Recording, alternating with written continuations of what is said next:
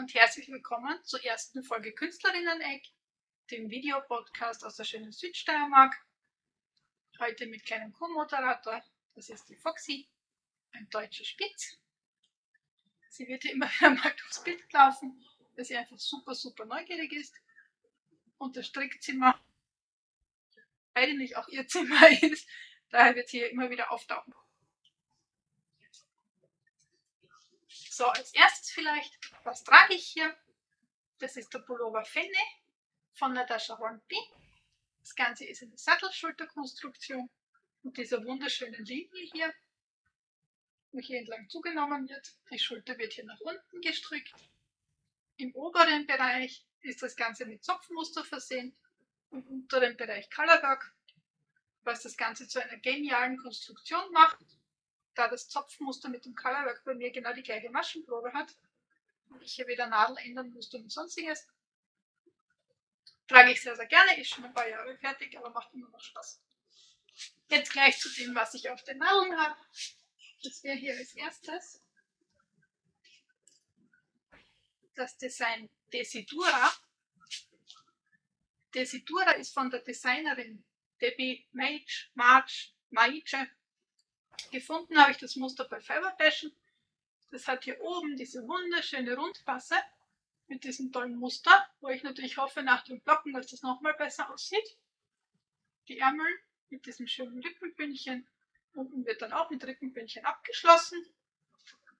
Das Ganze ist eigentlich relativ einfach zu stricken, auch wenn hier diese Blümchen, Muscheln, wie immer man das nennen möchte, relativ zeitaufwendig sind und einen auch schon mal so ein bisschen den letzten Nerv kosten. Und ob man hier in der Kamera das relativ gut sehen kann. Das Ganze habe ich gestrickt oder stricke ich aus einer Wolle von Mila Woolarts. Mila Woolarts Color Passion. Das ist eine Handfärberin aus Österreich. Das Ganze ist eine ganz tolle Zusammensetzung, nennt sich Lola, 50% Merino, 50% Lotusfaser, 100 Gramm 400 Meter, also eine Sockengarnstärke, aber eben wie gesagt, wunderschön zu stricken. Das Ganze sieht man jetzt in der Kamera wahrscheinlich nicht so gut, hat einen seidigen Glanz, fasst sich sehr weich an, fällt auch total schön und weich. Das heißt, darauf freue ich mich schon, wird im Sommer bestimmt sehr gut zum Tragen. Und ist eine Zusammensetzung, die ich so noch nicht kannte. Und ich habe definitiv noch nie mit Lotusfaser gestrickt. Also schon mal was vielleicht zum Entdecken, als kleine Empfehlung. Das nächste Design ist der Fire Lily Sweater. Ein Design von Jeanette Nitz. Wird hier oben mit Colorwork gestrickt, unten dann plain. Auf den Ärmeln kommt dann hier nochmal, man sieht, hier fehlt noch ein schönes Stück Rot. Das heißt, das Rot auf den Ärmeln muss ich dann noch stricken. Sehr schön zu stricken. Das Colorwork ist auch toll gemacht. Was man hier allerdings sagen muss, das Ganze wird gestrickt auf Nadeln 2,75. Das heißt, das ist tatsächlich eine Liebesarbeit. Dauert dementsprechend auch relativ lange und man verliert zwischendurch immer wieder so ein bisschen den Drive daran zu stricken. Wird aber sicher wunderschön. Ist tatsächlich, wenn man sich die Bilder anschaut, gedacht, dass man das in 3 verschiedenen Farben strickt. Das heißt, auch Minis sind super zu verwenden, falls ihr noch einen Adventkalender zu Hause habt. Oder Minis, die noch nicht so richtig ihre Bestimmung gefunden haben. Eignet sich das bestimmt sehr gut. Eben wie gesagt von oben nach unten. Einfache Konstruktion, Rundpasse mit Colorwork. Aber das Design durch diese Fire Lily besticht eben. Gestrickt habe ich das Ganze aus der Dides.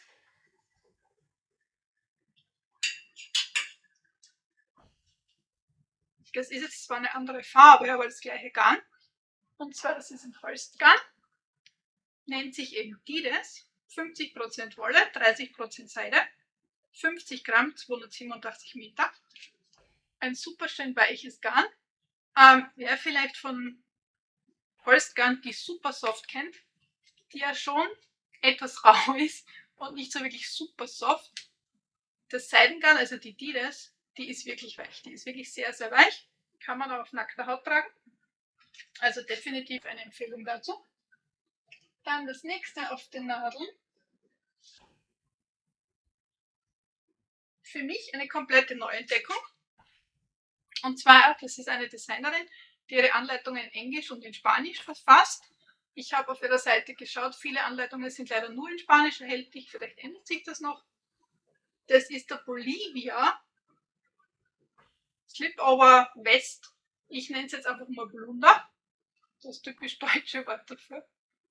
Ein wirklich schönes Design. Ich drehe mal um, das ist hier der Rücken. Auf dem Rücken hat man diese europäische Schulter mit einem wirklich schönen Zopfmuster, das hier entlang geht. Man strickt bis unter den Ärmeln, also bis hier unten, wo man dann zusammenfassen kann.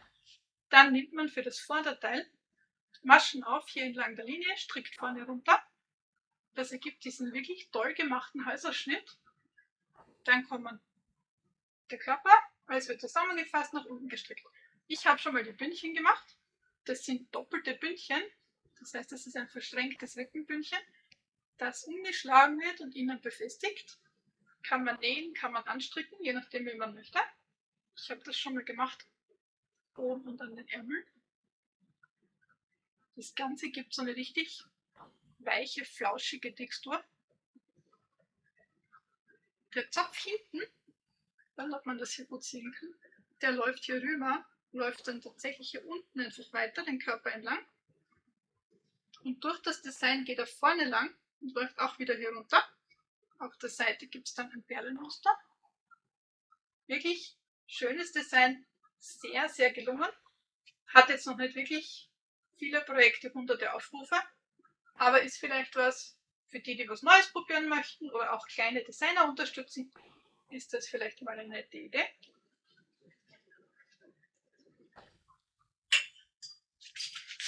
So, das nächste Design sieht jetzt wahrscheinlich ein bisschen lustig aus. Für all jene, die jetzt glauben, ich stricke hier einen Schal. Nein, ich muss euch enttäuschen, das ist kein Schal. Das Ganze soll tatsächlich ein Pullover werden. So glaube ich. Und zwar, man beginnt auf der Seite und strickt mit Schulterzunahmen Richtung Ausschnitt. Das Ganze wird seitlich gestrickt. Die Besonderheit ist, es wird in 4 Teilen gestrickt. Also Vorderteil 2 Teile, Rückenteil 2 Teile und dann die Ärmel. Okay, also 6 Teile, die dann zusammengenäht werden oder mit 3 Free Needle Binder zusammengestrickt. Das Ganze ist sehr, sehr nett. Wird gestrickt mit einem Gomitolo. Ja, das Ganze ist wirklich so ein großes Knödel. Das sind immer 200 Gramm Knödel. Die Anleitung dazu zeige ich euch auch gleich. Ist aus diesem Heftchen Gomitolo. Und zwar, ich weiß nicht, wer von euch Gomitolo kennt, aber Gomitolo sind immer, oder meistens 200 Gramm Knödel mit selbststreifender Wolle. Dazu gibt es eben auch diese Anleitungen. Und hier vorne schon mal was sieht. Sehr nett daran ist, das sind bereits moderne Anleitungen. Das heißt, die sind am Stück gestrickt, man muss hier nichts zusammennähen oder sonstiges. Es sind immer Strick- und Häkelprojekte in diesen Broschüren. Das heißt, es ist für jeden was dabei. Hier ist zum Beispiel eine gehäkelte Stula. Aber jetzt zu dem Modell, das ich mir ausgesucht habe. Ich werde gerne diesen Pullover stricken. Ich glaube nicht, das so aus. Also man sieht hier schön, der wird von der Seite eben gestrickt. Von links nach rechts. Wird dann in der Mitte zusammengefügt. Auf der anderen Seite das gleiche und die Ärmelklein. Und ich glaube, das ist einfach mal eine nette Idee, um etwas zu machen, das ein bisschen anders ist. Was man hier natürlich sagen muss, diese Anleitungen in den Heftchen, wenn man es gewohnt ist, Anleitungen zu stricken, wo man durchgeführt wird und an der Hand genommen wird, die Anleitung hier zum Beispiel für dieses Modell ist von einer Seite nur circa die Hälfte mit einer Schnittzeichnung. Das heißt, die Anleitungen sind extrem verkürzt geschrieben, man muss selber ein bisschen mitdenken, manche Sachen sich auch selber so ein bisschen rausfinden oder ausdenken. Aber dafür, dieses Heftchen zum Beispiel kostet jetzt 3,90 €. Ich habe jetzt nicht nachgezählt, wie viele Modelle drin sind. Moment, ich schaue bei den Anleitungen. Das geht bis Modell 25, das heißt, dieses Heftchen für 3,90 € hat 25 Anleitungen. Also für die Stricker, die sich vielleicht vorgenommen haben, im Jahr 2025 nicht ganz so viel Geld für Anleitungen auszugeben. Vielleicht so als kleiner Tipp. So, soweit zu den fertigen Projekten oder den angefangenen Projekten. Jetzt kommen wir zu dem Unboxing. Und zwar, ich habe mir hier die Zeitschrift Filati Studio dazu gekauft, gleichzeitig mit dem Comedolo. Das ist die Ausgabe Nummer 2.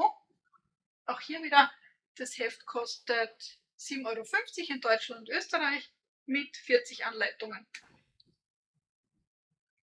Also ich werde daraus sicher nicht alles stricken, aber ich habe mir 2 Sachen rausgesucht. Einmal diesen Pullover mit Kaschmirgarn. Das Garn zeige ich euch gleich. Dafür habe ich mir tatsächlich das Originalgarn bestellt bei Filati. Kann man natürlich bestellen, wie man möchte. Das Ganze ist ein Lana Grossa Garn. Sieht eben so aus in diesem, ja, rosa würde ich nicht sagen, es ist so ein ganz leichtes Blush. Ist die Kaschmir 16 fein. Die Wolle ist tatsächlich sehr überraschend, denn die besteht aus 10% Kaschmir, 80% Merino und 10% Polyamid. Hat eine Lauflänge von 50 Gramm, 320 Meter. Das heißt, man könnte glauben, es ist eine Lessstärke. Dabei weit gefehlt. Es wird gestrickt mit Nadel Nummer 4 bis 5 mm. Das heißt, für so ein Projekt, den Pullover zum Beispiel, den ich mir jetzt ausgesucht habe, in der Größe L, kann man tatsächlich mit 5 Knöllchen stricken, was das Ganze auch zu einem tollen, nicht allzu kostenintensiven Projekt macht. Der Pullover wird ganz einfach von oben nach unten gestrickt. Ist eine, ich sag mal, Art Raglan-Konstruktion mit einem ganz tollen Muster. Also nicht zum Zusammennähen oder ähnliches, wie man es von den meisten Zeitschriften kennt, sondern eben schon nach den modernen Mustern. Den zweiten Pullover, den ich mir ausgesucht habe, wofür wir dann eben das Unboxing machen, ist dieses Modell, das relativ einzigartig ist, wird auch wieder seitwärts gestrickt und man sieht hier, es wird im oberen Bereich, werden die weißen Streifen breit gestrickt mit dünnen schwarzen und im unteren Bereich dicke schwarze Streifen mit dünnen weißen. Dadurch erhält das Ganze so ein bisschen was Figurschmeichelndes, hoffe ich zumindest. Und es ist sicher ein Unikat zu stricken. Im Original wird das Ganze gestrickt aus der Cool Wool. Die wollte ich mir jetzt allerdings nicht unbedingt gönnen, da ich nicht sicher bin, wie oft ich das Modell dann tragen werde. Daher habe ich mal bei Drops geschaut, was es denn da so gibt. Und damit kommen wir auch zu dem kleinen Unboxing hier. Ich bin tatsächlich bei Drops fündig geworden. Ich versuche das mal in die Kamera zu halten, weil das hier das alles einen Abgang macht. Und ich habe mir dafür die Baby Merino ausgesucht. In den Farben Weiß und Schwarz, damit das eben wirklich wie im Design aussieht. Das Ganze ist die Baby Merino. Einmal in der Farbe 01, das wäre die Weiß. Und einmal in der Farbe 21, das wäre die Schwarz. Die Baby Merino läuft 50 Gramm auf 175 Meter, Nadelstärke 3. Und das entspricht tatsächlich genau der Cool Wool von der Maschenprobe her. Nicht genau von der Lauflänge her, auch nicht genau von der Nadelempfehlung, aber die Maschenprobe ist identisch.